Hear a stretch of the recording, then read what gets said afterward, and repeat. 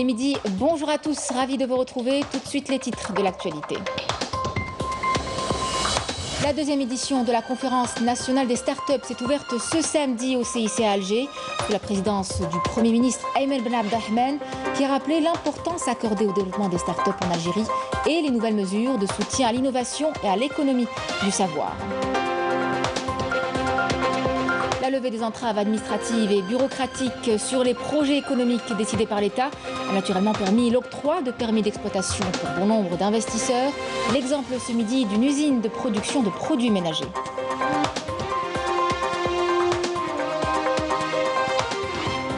De vastes campagnes de reboisement sont lancées à Médéa pour restaurer le couvert végétal depuis les incendies qui ont ravagé la région.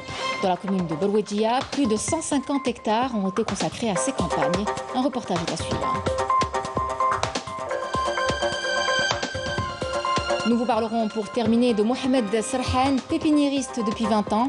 Au fil des ans, il a développé ses connaissances et appliqué des méthodes modernes dans la culture des plantes, des fleurs et plantes ornementales. Aujourd'hui, il veut former une nouvelle génération. Bienvenue à tous. L'événement économique de ce samedi, l'ouverture des travaux de la deuxième édition de la conférence nationale des startups au CIC à Alger. Les travaux d'Algeria Disrupt 2022 ont été présidés par le Premier ministre Ayman Ben Abdelrahman et organisés par le ministère chargé de l'économie, de la connaissance et des startups. La rencontre a vu la participation des conseillers à la présidence, du médiateur de la République, de membres du gouvernement, de représentants d'institutions financières publiques, de porteurs de projets, de start-up et d'incubateurs. Cet événement permettra de présenter le bilan des activités du secteur et d'annoncer de nouveaux mécanismes de soutien aux start-up et à l'innovation en Algérie. Plusieurs nouvelles mesures au profit des start-up et incubateurs seront annoncées. Le Premier ministre Ayman Ben Abdelrahman a rappelé lors de son allocution d'ouverture l'importance accordée au développement des startups en Algérie et également le souci du gouvernement de procéder à l'évaluation de l'application concrète et effective de tous les engagements pris par le président de la République Abdelmadjid Tebboune dans son programme. Selon Ayman Ben Abdelrahman, beaucoup d'études ont prouvé qu'il y a une corrélation entre le taux d'accumulation du savoir et le développement économique, ce qui explique l'intérêt accordé par l'État au rôle des startups étant la locomotive pour la concrétisation de ce nouveau modèle économique basé sur les connaissances et la transition numérique. Je vous propose d'écouter le Premier ministre. دولة واهتمامها الكبيرين بدعم الانتقال إلى مستويات أعلى من المعرفة في المجتمع وإيمانا منه بالدور الكبير الذي تلعبه المؤسسات الناشئة في إنجاح النموذج الاقتصادي الجديد المبني على التنويع والمساهمة في القضاء على روح الاتكالية والاتكال على النفط وتقلبات أسعاره في الأسواق الدولية.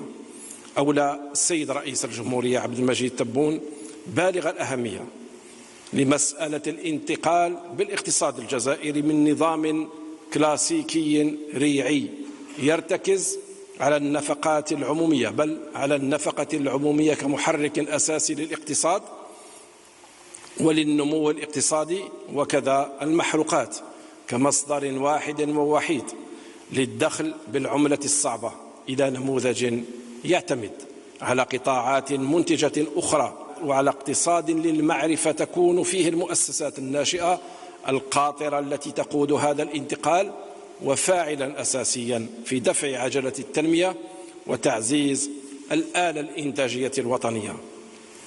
وإذ ندرك تمام الإدراك بأن إنجاح التحول الرقمي الذي يعد أحد الرهانات الكبرى التي يجب علينا جميعا العمل على كسبها مرهون بمدى قدرتنا على التقليص من الهوة الرقمية لا سيما في ظل التغيرات التكنولوجية الهائلة والسريعة بل والمتسارعة التي يعرفها العالم في هذا المجال. فإننا على يقين بأن شبابنا قادر على رفع التحدي بالنظر إلى ما تزخر به بلادنا من رأس مال لا يقدر بثمن. إنها ثروة الأمة من ملايين الشباب والجامعيين الذين يفوق عددهم 1,600,000 طالب جامعي أغلبهم في اتصال مباشر مع التكنولوجيا ووسائل الاتصال الحديثة. Le Premier ministre a affirmé également que les résultats positifs réalisés par les start-up, les incubateurs et les porteurs de projets innovants sont des acquis qui traduisent la concrétisation sur le terrain des décisions du président de la République, destinées à leur offrir l'accompagnement et l'encadrement nécessaires et à faciliter également l'octroi de financement ainsi que la levée de tous les obstacles pouvant entraver leur développement. On écoute le Premier ministre. ما تحقق فعلا في الميدان وما سيتحقق بإذن الله تعالى له هو نتيجة الرغبة بل الإرادة القوية في التغيير والاهتمام بالمؤسسات والشركات الناشئة كما هو أيضا ترجمة وتجسيدا ميدانيا للالتزامات التي قطعها السيد رئيس الجمهورية على نفسه بالمضي قدما في هذا المسعى الرامي إلى بناء النموذج الاقتصادي الجديد كما قلت سابقا. وجدير بالتذكير أنه من بين مخرجات الطبعة الأولى للمؤتمر الوطني للمؤسسات الناشئة التي نظمت في شهر أكتوبر من سنة 20 تحت الإشراف والرعاية السامية للسيد رئيس الجمهورية كان الإطلاق الرسمي للصندوق الوطني لتمويل المؤسسات الناشئة، وهو قرار لم يبقى حبرا على ورق بل تم تجسيده ميدانيا، ويعكف الصندوق حاليا على تمويل المشاريع الخاصة بالمؤسسات الناشئة. وقد كان هذا القرار يهدف إلى تمكين أصحاب المشاريع من الحصول على التمويل وبالتالي إزالة أهم العقبات التي تعترض إنشاء هذا النوع من المؤسسات. ففي بداياته الأولى استثمر الصندوق الوطني لتمويل الشركات الناشئة في رؤوس أموال أكثر من 70 شركة، بينما استفاد لحد الساعة 390 حامل مشروع مبتكر من دعم مالي للشركات الناشئة. كما تجاوز حجم الاستثمارات لفائدة المؤسسات الناشئة أكثر من $1,200,000,000 جزائري. Le Premier ministre Ayman Ben Abdelrahman, accompagné du médiateur de la République Brahim Merad et d'une délégation ministérielle, a visité une exposition regroupant une vingtaine de start-up organisée en marge de la conférence pour mettre en exergue la créativité de la jeunesse algérienne. Le Premier ministre s'est entretenu avec les exposants qui lui ont présenté des aperçus sur leurs projets innovants. Il a réitéré à cette occasion l'engagement de l'État à soutenir et à accompagner les porteurs de projets en incitant les jeunes exposants à s'intéresser au secteur du tourisme et des mines, notamment vu les potentialités de l'Algérie dans ces domaines.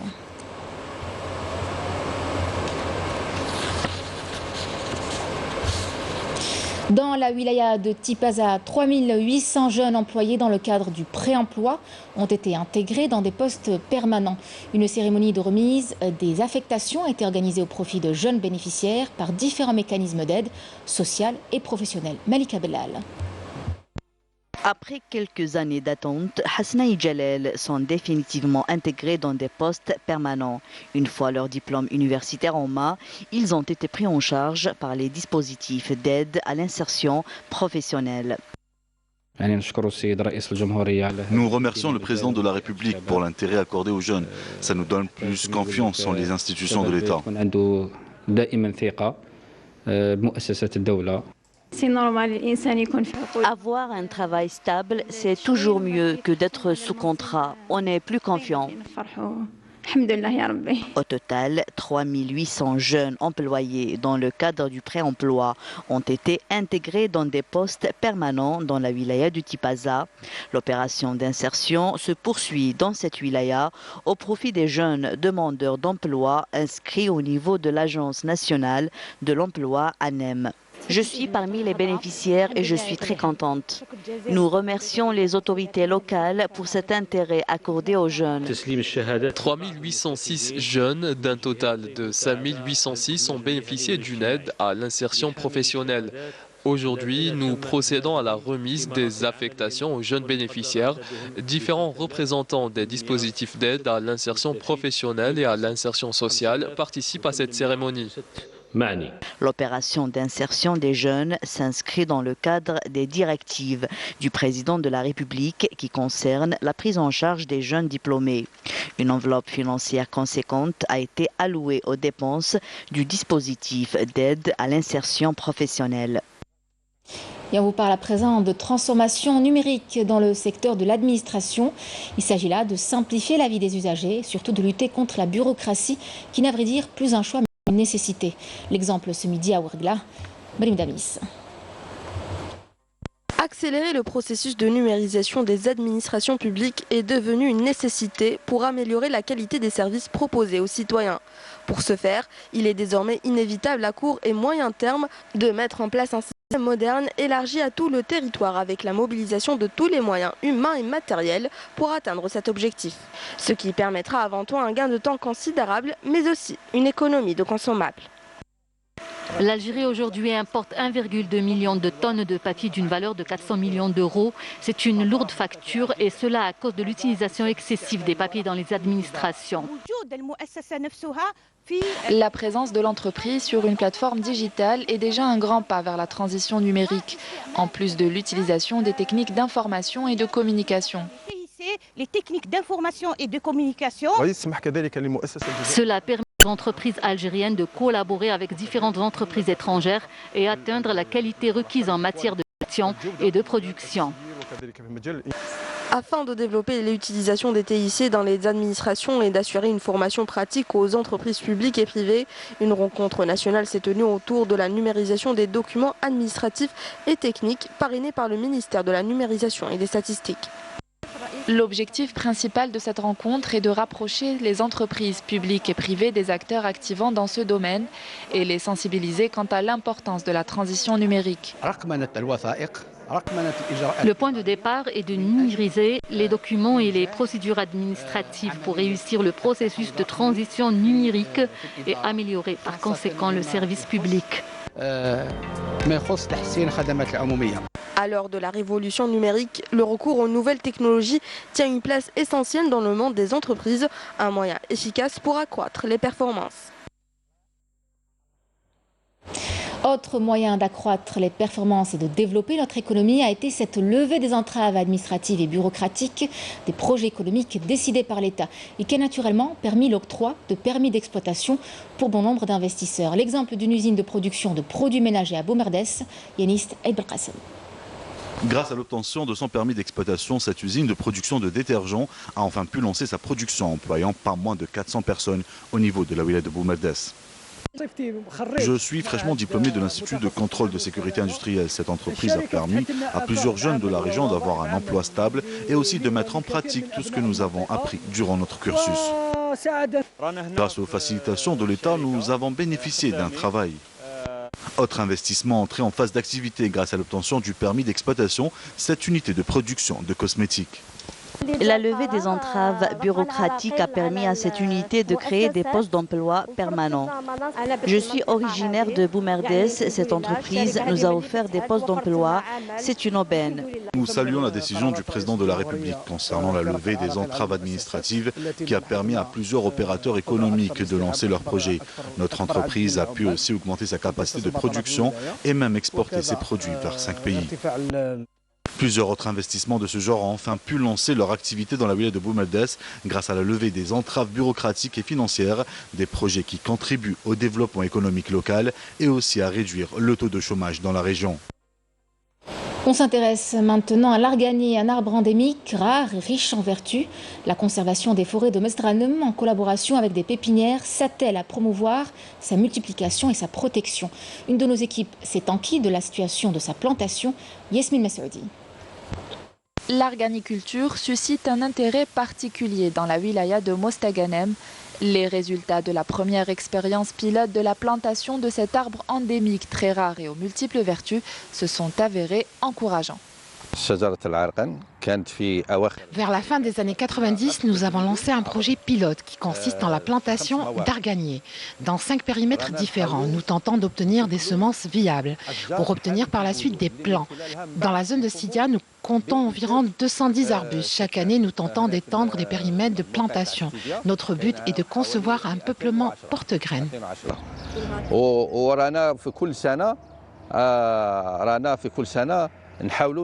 Cette pépinière relevant de la conservation des forêts de la wilaya se charge de la récolte des graines d'arganier ainsi que de la production des plants. Ces dernières années, nous accordons une importance particulière à la plantation de l'arganier. Les graines proviennent principalement des périmètres de Sidia et de Barrahal. En ce qui concerne le procédé, nous mettons les plants dans des sacs spéciaux, comme vous pouvez le voir, à 5 cm de hauteur et nous attendons leur germination. Nous gardons ces plants dans la pépinière durant 2 années pour qu'ils puissent s'adapter au climat avant de les planter. Le commerce d'arganier constitue de nos jours une véritable aubaine économique du fait de la demande croissante sur les marchés extérieurs, notamment par les industries cosmétiques. Le ministère de l'Agriculture a alloué l'année dernière une enveloppe de 93 millions de dinars pour développer la culture de l'arganier. Un programme national à l'horizon 2024 a également été élaboré pour réhabiliter et développer les arbres fruitiers résistants, dont l'arganier. Direction Médéa pour vous parler de ces vastes campagnes de reboisement lancées pour restaurer le couvert végétal depuis les incendies qui ont ravagé la région. Et c'est dans la commune de Belouedjia où plus de 150 hectares ont été consacrés à ces campagnes. Walid Yousfi pour les détails. Ces travailleurs sont à pied d'œuvre depuis les premières lueurs du jour. Leur mission, une opération de reboisement qui s'étend sur près de 150 hectares sur les hauteurs d'El Belouedjia dans la wilaya de Médéa. Une campagne de reforestation estimée à près de 21 millions de centimes à l'hectare.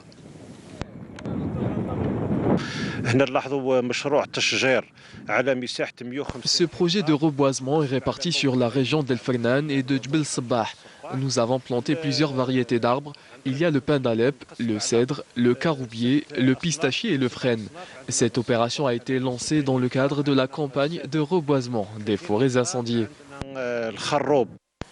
Mais avant de commencer les plantations, l'aménagement des pistes forestières est de rigueur pour faciliter l'accès aux zones de reboisement, une mission qui incombe à l'antenne locale de la direction des forêts.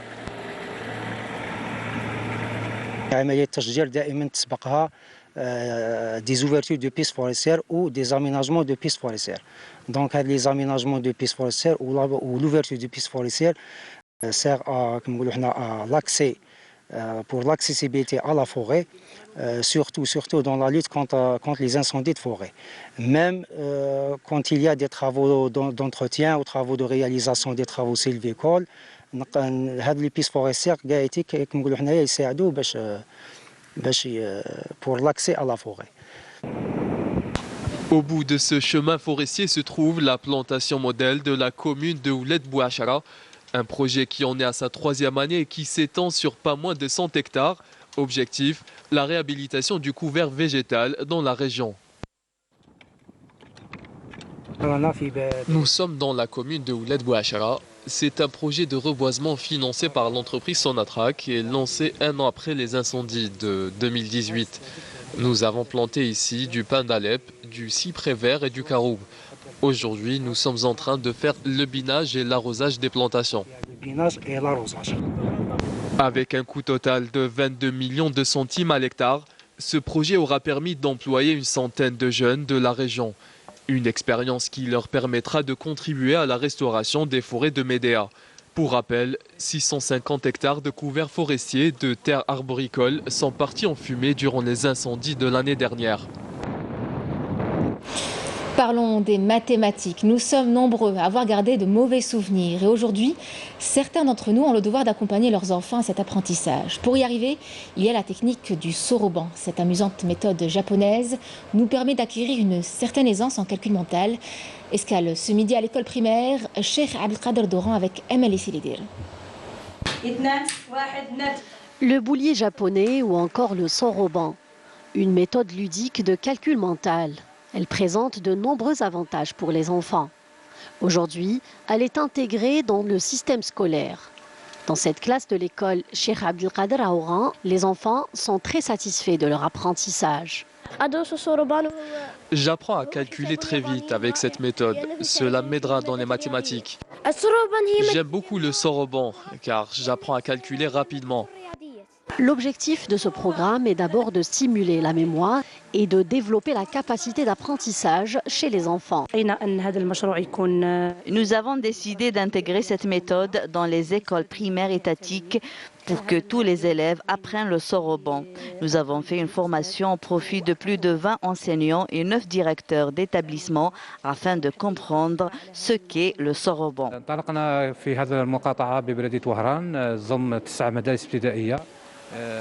Dans un premier temps, nous avons intégré le soroban dans 9 écoles primaires, en attendant de le généraliser au niveau de toutes les écoles d'Oran. Il faut savoir qu'il y a des élèves algériens qui ont participé à des concours internationaux et ont pu décrocher les premières places.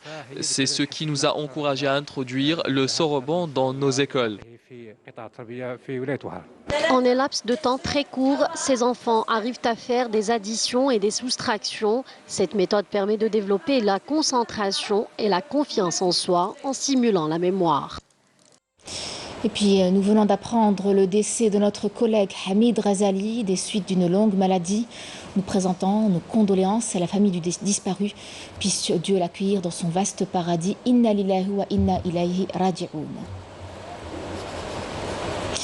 Dans le reste de l'actualité, le Maroc manipule l'opinion publique internationale et déforme les réalités à propos de son occupation militaire au Sahara occidental et construit une industrie du mensonge. C'est le représentant permanent de l'Algérie auprès de l'Office des Nations Unies à Genève qui l'affirme dans un droit de réponse de la délégation algérienne au ministre de la Justice du Maroc qui a consacré le tiers de son intervention à l'attaque de l'Algérie durant le segment de haut niveau de la 49e session du Conseil des droits de l'homme.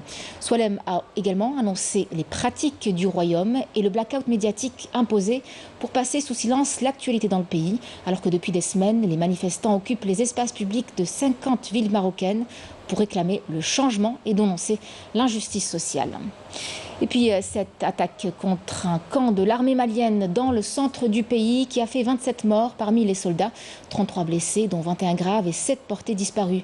Il s'agit de l'attaque la plus meurtrière contre les forces maliennes depuis plusieurs mois. Selon l'armée, 47 assaillants ont été neutralisés dans la matinée et 23 autres l'ont été à la suite d'un ratissage. Un deuil national de 3 jours à compter d'aujourd'hui a été décrété par le gouvernement malien. L'Ukraine a annoncé ce matin le début de l'évacuation par les civils du port stratégique de Mariupol après un accord de cessez-le-feu temporaire avec les forces russes pour permettre l'évacuation des civils de 2 villes de l'Est de l'Ukraine, après bien sûr des concertations entre des représentants de Kiev et de Moscou. Le ministre russe de la Défense a précisé que l'emplacement des couloirs humanitaires et des points de sortie avait été déterminé en accord avec les autorités ukrainiennes. Quant au Conseil de sécurité de l'ONU, il se réunira une nouvelle fois en urgence lundi sur le conflit en Ukraine à la demande des États-Unis et de l'Albanie. Après cela, des consultations à huis clos entre les 15 membres du Conseil de sécurité suivront dans la foulée, cette fois à la demande du Mexique, à l'initiative d'un projet de résolution qui reste sans mise au vote. Au Pakistan, au moins 62 personnes ont perdu la vie et près de 200 autres ont été blessées dans la puissante explosion qui a frappé hier une mosquée de la ville de Peshawar, selon un nouveau bilan fourni par des responsables policiers et hospitaliers. Selon une enquête préliminaire, il s'agirait d'un attentat suicide visant les civils. Le ministre pakistanais de l'Intérieur a condamné cette attaque terroriste, la qualifiant de tentative de déstabiliser le Pakistan dans le cadre d'une conspiration préméditée. Les prix mondiaux, à plus que quelques mois, nous séparent des Jeux méditerranéens 2022 d'Oran. Les préparatifs vont bon train, alors pas seulement au niveau des infrastructures sportives et hôtelières. Le musée national Ahmed Zabana se prépare aussi à accueillir les futurs hôtes d'Oran. Badé Amarni.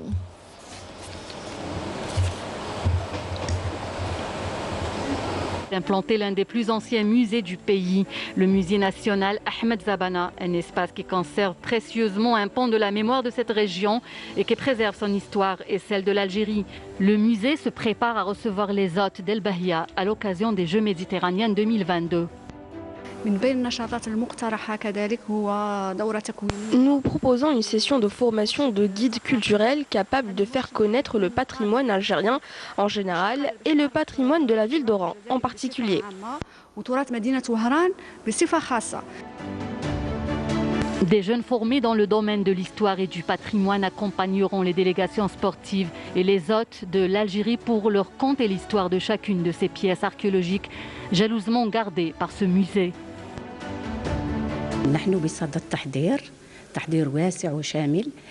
Nous sommes en phase de préparation de certaines salles du musée qui ouvriront leurs portes au public lors des Jeux méditerranéens.